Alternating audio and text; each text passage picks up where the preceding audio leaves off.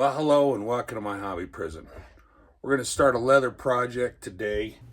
This leather sheath is my really first leather project. I made it for this World War II combat fighting knife. And we're going to remake it using some leather CAD software, some better tools, more experience, and some hobby foam board. So I designed this sheath to basically carry a survival kit on it. It's got a big pouch in the front, carries some bigger items, a small pouch in the back for an Altoids tin. I got this survival kit from Colorado Knife and Tools, but it's an Altoids tin.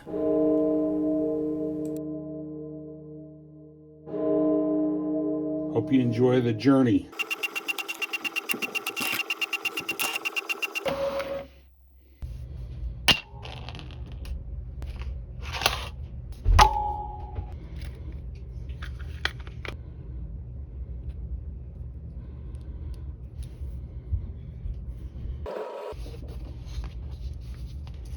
So while I'm cutting this pattern out, let's talk about it while I'm cutting it out. I designed it on that CAD software, and then I printed it out on my printer on some cardstock. And what I normally would do was print it out on regular printer paper and then glue it onto some poster board and then cut it out. But this was obviously way better. It went a lot faster. So if you can do it this way, as far as patterns, I would suggest this versus taping printer paper on the poster board. Anyway, so while we're cutting this out, also let me just apologize for why it took so long to get this next video out. I had to order stuff for this, and they would send me the wrong. Either they'd send me the wrong pieces, or I'd order the wrong pieces. And so that took a long time. And then the editing on this, there was so much footage. I probably have 15 hours worth of editing in it. And then when I went to export it on the computer, it wouldn't export. There was a problem with it, and I was afraid I was going to have to re-edit the whole thing. It was really daunting. But thanks to YouTube and a friend of mine, I figured out a way around it. And anyway, that's why it took so long to get this video up. It took a really long time.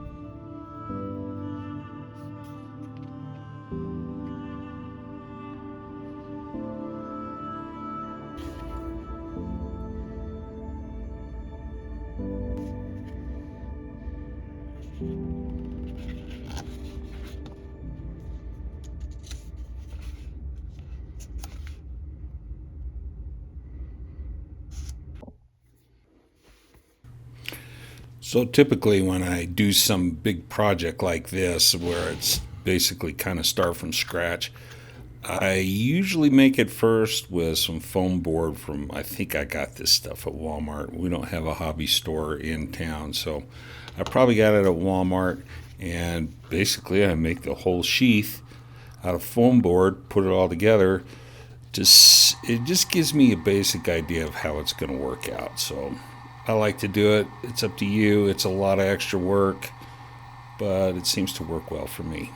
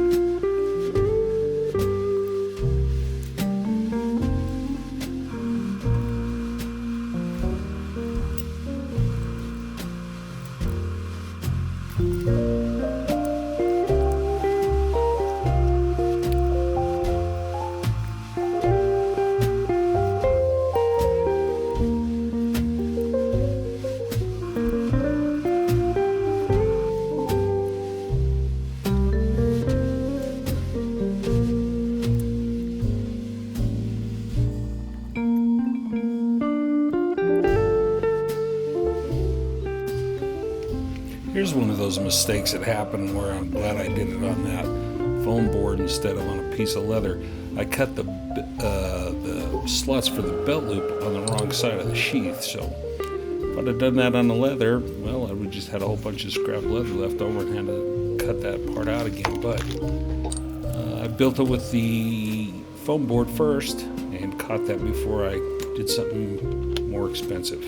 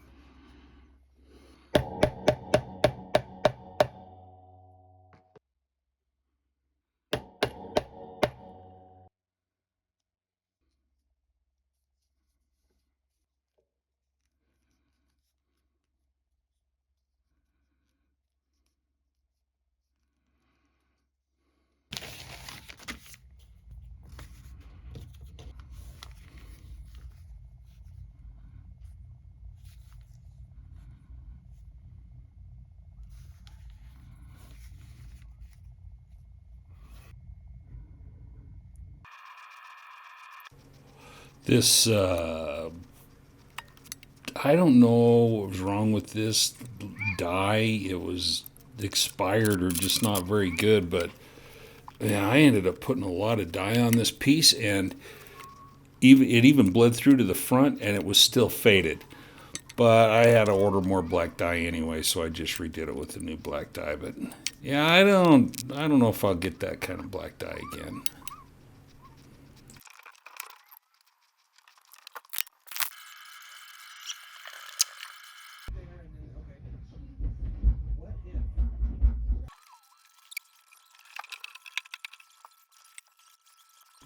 I'm not sure what they call this piece. I'll just call it a blade cover because it's the part that covers the blade. Anyway, something went wrong with it. I don't know, but when I tried to stitch it together, the piece by the tip was not going right. And anyway, somehow when I was doing it in the CAD drawing, I didn't get the blade designed right, so when I cut the piece out, it didn't fit the blade right. And so it wouldn't stitch up right. So I ended up having to redo the whole thing, and I ended up basically just tracing the blade to get the welt to work right with the blade, which worked out a lot better. The CAD, I like the CAD a lot. The stitching holes were just great on each piece, so I didn't have to sit there with a drill press or stitching chisel and just pound the crap out of it to get it through those thick pieces of leather. So that, I really like that about the CAD.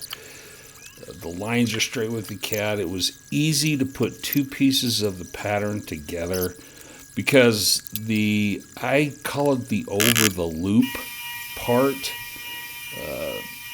over the belt. It's the part that goes over the belt. It's really long, and trying to get that perfect on 2 or 3 pieces of paper, hand drawn, it's difficult. But on the CAD, it lined up really good. So I like the CAD in a lot of ways, but it did take a lot of time. I don't know.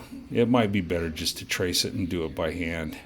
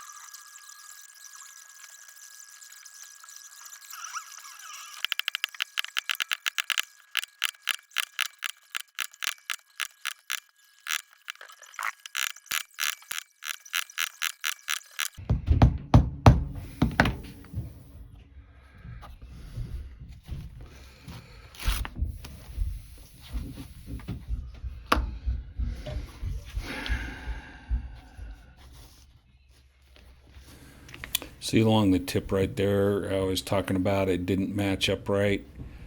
Like I say, I really don't know what happened, but apparently I didn't design the knife blade right in the CAD, so when I cut it out, everything was kind of funky. But it's okay. We fixed it in the end. So here I go. I end up tracing the blade of the knife to cut the welt out of it, and it worked out a lot better. So I don't think I'll bother with designing a welt in the CAD drawing, except unless you need to mark the stitching holes, but you could probably do that with part of the other pattern. So I don't think I'm gonna, if I do this again with the CAD, I probably won't design a welt part.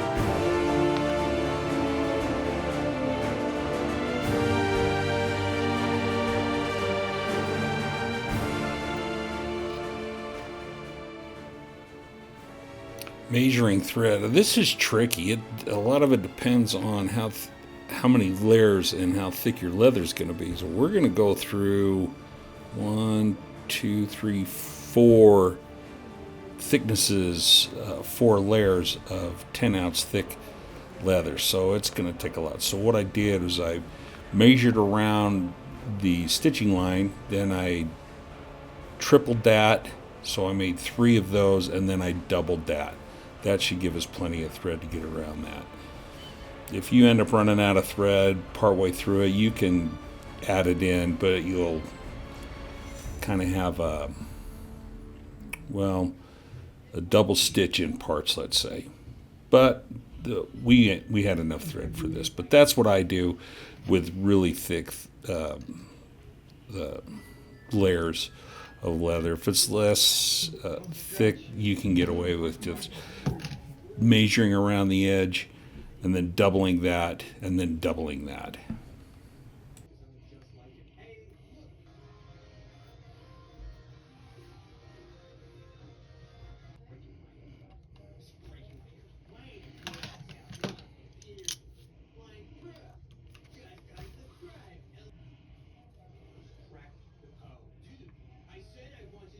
And this right here is just a good old saddle stitch, no big deal. The only problem is the leather was so thick.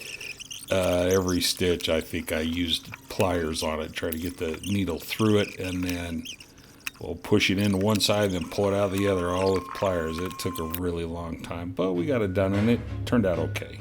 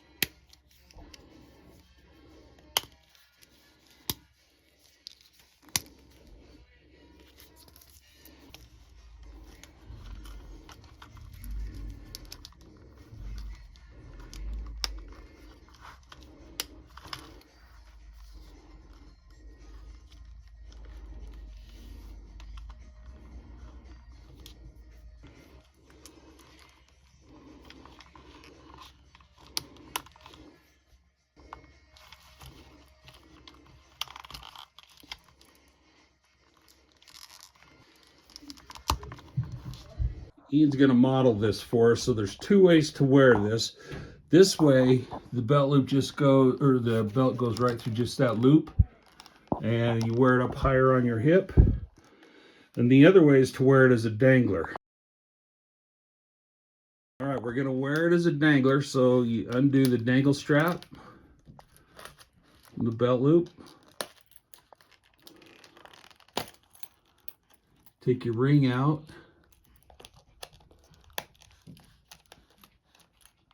Put your dangler through the ring.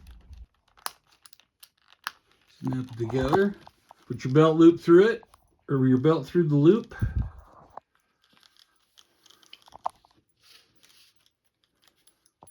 Take this string. There's a string. Pull it, undo that, so it gets the length out. And now you've got a dangler. The advantage of the dangler, of course, is you can move around with it, sit and bend. Just keep going all the way, like you're, there you go. See how it bends? So if you wanted to do that, that's available. Thanks, Ian. Well, again, that's it for this one. That was a really long, drawn-out process. It did turn out better than the last sheath I had for that. I do like it quite a lot better, and it's quite a bit smaller, so... but it was definitely involved. Anyway, if you want to know all the stuff that's in that survival kit, let me know. We'll do a little video on that. There's a lot of stuff in there. You could probably, if you were wearing this kit and got lost, I bet you'd be all right for 2 or 3 days anyway. You might not be full, but there's nutrition in it and all kinds of neat stuff. So drop it in the comments if you want to do a little video, and I'll show you what's in that. Other than that, thanks for stopping by my hobby prison. I really appreciate it. Don't forget to like and subscribe, and we'll see you on the next one.